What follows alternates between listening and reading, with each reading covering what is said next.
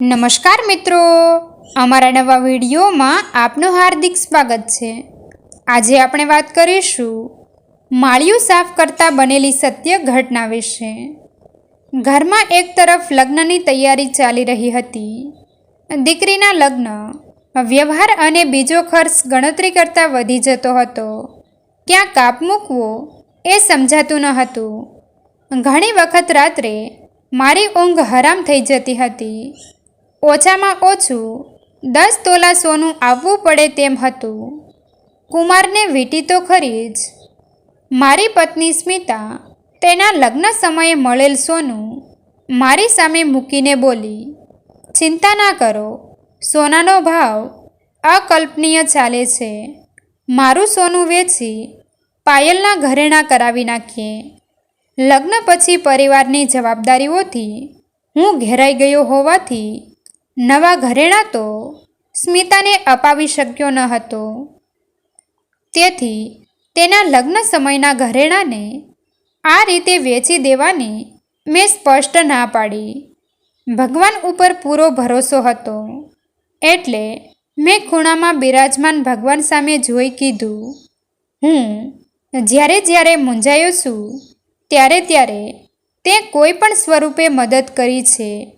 મારી ચિંતા હવે તને સોંપી એમ કહી હું હસી પડ્યો। કેમ એકલા એકલા હસો છો? સ્મિતા બોલી। મેં કહ્યું, સ્મિતા, એ તો મારી અને ભગવાનની વાતો હતી। આ બાજુ મારા પપ્પા મારી તકલીફ અને વાતો સાંભળતા હતા એની મને ખબર ન હતી। મારા મમ્મીના ગયા પછી પપ્પા મારી વ્યક્તિગત જિંદગીમાં કદી માથું મારતા નહીં। પૂછીએ તેટલો જવાબ, વણ માંગી સલાહ તેઓ કદી કોઈને આપતા નહીં। તેઓ હંમેશા માનતા કે મફત કે કોઈ પ્રયત્ન કર્યા વગર મળેલ લાગણી કે સલાહની લોકોની નજરમાં કોઈ કિંમત હોતી નથી। બાળકો વચ્ચે ઘડપણમાં સ્વમાનથી જીવવું હોય તો પૂછે તેટલો જવાબ આપો। તેમની દરેક પ્રવૃત્તિઓમાં ટાંગ મારવી નહીં। આપણી પ્રવૃત્તિઓમાં મસ્ત અને વ્યસ્ત રહેવું। પપ્પાએ અચાનક મને કહ્યું, બેટા, એક કામ છે, કરીશ? પપ્પા માનસિક શારીરિક એટલા સ્વસ્થ હતા કે તે પોતાના દરેક કામ જાતે જ કરી લેતા હતા। આજે અચાનક મને એવો સવાલ કર્યો એટલે મેં કીધું, બોલો પપ્પા। બેટા, કાલે રવિવાર છે, તારે રજા છે ને? હા પપ્પા। બેટા, તારી માના ગયા પછી બેડરૂમનું માળિયું મેં સાફ કર્યું નથી। હા પપ્પા, પણ માળિયું સાફ કરવાની મારી પણ ક્યાં ઉંમર છે? મેં હસતા હસતા કીધું, તમે કહેતા હો તો થોડા રૂપિયા આપી માળિયું સાફ કરાવી આપું। ના બેટા, મારે તો તારા હાથે જ માળિયું સાફ કરાવવું છે।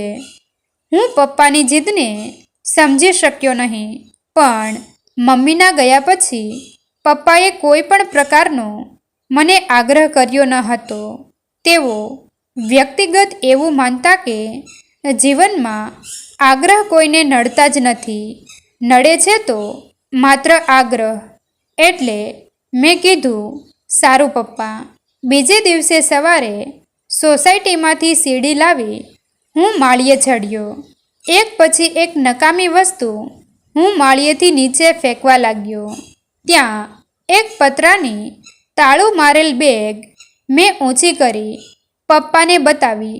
મેં કહ્યું, પપ્પા, ફેંકી દ્યો આવો ભંગાર। આવી બેગને હવે શું કરવી છે? આ બેગને તાળું પણ માર્યું છે, ચાવી કોને ખબર ક્યાં હશે? હું બબડ્યો।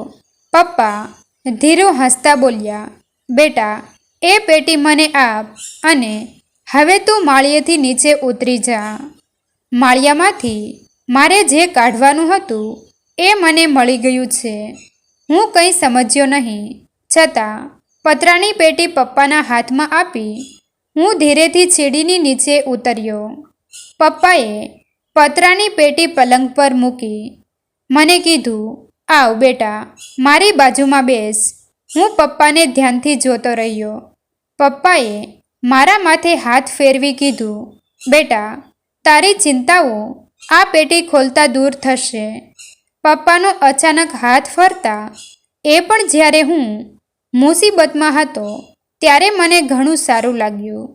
વડીલોની ગેરહાજરીમાં તેમનું યોગદાન આપણને સમજાય છે, પણ જ્યારે સમજાય ત્યારે ઘણું મોડું ન થઈ જાય એ વાતનું ધ્યાન રાખજો.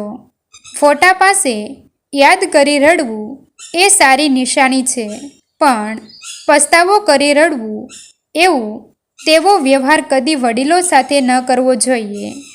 માના પ્રેમ કરતાં પપ્પાના પ્રેમને ઓળખવા માટે અને તેના પ્રેમને ઓળખવા માટે તાકાત જોઈએ. પપ્પાને મેં રડતા ફક્ત મમ્મીની વિદાય સમયે જોયા હતા. બાપની આંખમાં આંસુ જો આપણા વ્યવહારને કારણે આવે તો સમજી લેજો, ધન દોલત નસીબથી મળશે, પણ શાંતિ અને આનંદ કદી નહીં મળે. બાકી મારા વાણી વર્તન કે વ્યવહારથી મેં કદી પપ્પાને દુઃખી કર્યા ન હતા કે તેમની આંખમાં આંસુનું કારણ હું કદી બન્યો ન હતો. એ માટે હું મારી પત્ની સ્મિતાનો પણ આભારી છું. પપ્પાની આંખ ભીની હતી. એ બોલ્યા, બેટા સમીર, આ પેટીને મારેલ તાળાની ચાવી લે કહી મારા હાથમાં ચાવી મૂકી તે બોલ્યા, બેટા, આ પેટી ખોલતા જ તારી ચિંતાઓ દૂર થશે.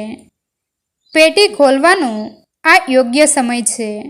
પપ્પાના ભેદભરમ વાળા શબ્દો હું સમજી શક્યો નહીં. મેં પેટીનું તાળું ખોલ્યું. તેમાં લાલ કપડાના 2 પોટલા હતા. એ મેં ખોલ્યા તો એ પોટલામાં સોનાના ઘરેણાંથી ભરેલ હતા. હું પોટલા સામે અને પપ્પા સામે જોતો રહ્યો. બેટા, તારી માં કહેતી ગઈ હતી, યોગ્ય સમયે આ ઘરેણાંનો ઉપયોગ કરજો. બેટા, આ જ યોગ્ય સમય અને મને આ લાગ્યો છે. હું ખુશ થઈ પપ્પાને ભેટી રડી પડ્યો. બોલવા માટે કોઈ શબ્દો ન હતા. પપ્પા અને પપ્પાના કહેવા મુજબ અંદાજિત 50 તોલાથી વધારે સોનું હતું અને બીજા અસંખ્ય નાના મોટા ચાંદીના વાસણ અને ઘરેણાં જોઈ હું હરખાઈ ગયો. મેં સ્મિતાને બૂમ મારી અંદર બોલાવી, બેગ બતાવી, વિગતે વાત કરી. સ્મિતા પણ પપ્પાને પગે લાગી, બોલી, પપ્પા, તમે સાચા સમયે અમને મદદ કરી છે. મેં સ્મિતાને કીધું, મેં તને કીધું હતું, મારી મુસીબત સમયે ભગવાન કોઈ પણ સ્વરૂપે હાજર થાય છે. આજે મારા પિતા ભગવાન સ્વરૂપે હાજર થયા છે. ભગવાન પોતે હાજર નથી થતો, સામેની વ્યક્તિમાં આપણા પ્રત્યે કરુણા જગાડે છે. પપ્પા સ્મિતાને બોલ્યા, બેટા, તારું એક પણ ઘરેણું વેચવાનું નથી. આ ઘરેણાંનો વહીવટ તમે બંને સાથે મળી કરો. હું હવે છૂટો. મારી જિંદગીનો ભરોસો ન કહેવાય.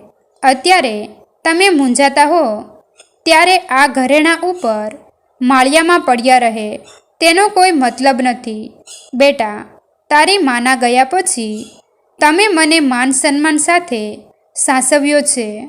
શરૂઆતમાં મને ડર હતો કે દીકરા અને વહુનું વર્તન વ્યવહાર બદલાઈ જશે તો, એટલે મુસીબતની સાંકળ તરીકે આ ઘરેણાં મેં માળિયામાં મૂકી રાખ્યા હતા. પાયલના લગ્ન ધામધૂમથી કરજે. 1-2 ફિક્સ તોડવી પડે તો મને કહેજે, પણ લગ્ન ધામધૂમથી કરજે. હા, પણ આપણે મધ્યમ વર્ગ પરિવારના છીએ એ ભૂલતો નહીં. ખોટો ભપકો, લોકોની અપેક્ષાઓ વધારે છે. સ્મિતા અને મેં પપ્પાના શરણ સ્પર્શ કરી કીધું, ભગવાન છે એવું મેં સાંભળ્યું છે પણ જોયો નથી, પણ આજે મારી નજર સામે ભગવાનનું સ્વરૂપ હું જોઈ રહ્યો છું. બેટા, તું અને સ્મિતા પણ કોઈ પણ પ્રકારની અપેક્ષા વગર મારી સેવા કરો છો. બાળકોની ખરી કસોટી ઘડપણ સમયે જ થાય છે. તેમાં પણ ખાસ 2 પાત્રમાંથી એક પાત્ર વિદાય થાય તે પછી એ એકલતાને દૂર કરવા બાળકોનો વ્યવહાર જીવન જીવવા માટેનું પ્રેરક બળ બની જાય છે. અમે કીધું, પપ્પા, અમને આશીર્વાદ આપો. પપ્પાએ કહ્યું, બેટા, મા બાપના આશીર્વાદ સદા એના બાળકો સાથે જ હોય છે. આશીર્વાદ આપવા લેવાની વસ્તુ નથી. એ તો બાળકોના જન્મતાની સાથે મા બાપનું વરદાન જ હોય છે. બાકી દરેક વ્યક્તિ સુખી કે દુઃખી તેના વ્યવહાર અને સ્વભાવથી થાય છે. ત્યાં આશીર્વાદ કામ પણ નથી આવતા. બેટા, જીવનમાં સુખી થવું હોય તો દેખાદેખી ન કરતો. આપણે મધ્યમ વર્ગીય પરિવારના સંતાનો છીએ.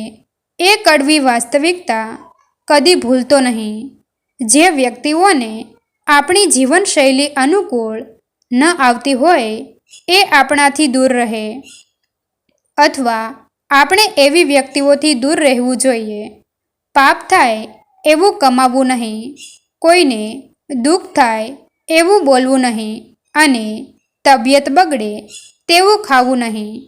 વાણીનો વિવેકપૂર્ણ ઉપયોગ કરવો. છૂટેલા તીર અને બોલેલા શબ્દો પાછા ખેંચી શકાતા નથી. આપણા મૌન અને આપણા શબ્દોની કિંમત સમજવી, તેનો યોગ્ય સમયે ઉપયોગ કરીએ તો તેની અસરકારકતા વધી જાય છે. બસ બેટા, આ જીવન જીવવાની જડીબુટ્ટી છે. આપણી પાસે રૂપિયા અને છત્તાની તાકાત ગમે તેટલી હોય, પણ સમયની તાકાત સામે આ તાકાત પણ વામાણી સાબિત થાય છે. ભીત ઉપર લખી રાખ, સમય પરિવર્તનશીલ છે. ચકવાતી તુફાન કદી લાંબો સમય રહેતું નથી.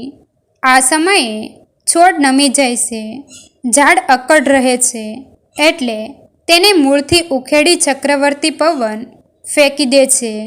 સમય ખરાબ ચાલતો હોય ત્યારે નમ્રતા અને મૌન ઉત્તમ સાધન છે. ખરાબ સમય તો પસાર થઈ જશે, પણ ખોટી વાણી, વર્તન, વ્યવહાર અને સંસાર હંમેશા યાદ રાખશે. પપ્પાના શબ્દરૂપી અમૂલ્ય મોતી વેરાતા હતા, અને હું એ મોતીને એકઠા કરી રહ્યો હતો. વર્ષો પછી પપ્પાએ મને અને સ્મિતાને બાજુમાં બેસાડી જીવન કેમ જીવાય તેની સલાહ પણ આપી. તેમનું ઉદાહરણ તો મારી સામે હતું જ. મિત્રો, તમને જો આ વિડીયો પસંદ આવ્યો હોય તો વિડીયોને લાઈક અને તમારા અન્ય સગા સંબંધી મિત્રો સાથે વિડીયોને શેર કરવાનું ભૂલતા નહીં. અને આવા જ નવા જીવન ઉપયોગી, જીવનમાં કંઈક નવું કરવાની પ્રેરણા મળે તેવા વિડીયો જોવા માટે અમારી ચેનલ સાથે બન્યા રહો. થેન્ક યુ મિત્રો. મળીએ છીએ એક નવા વિડીયો સાથે. આભાર.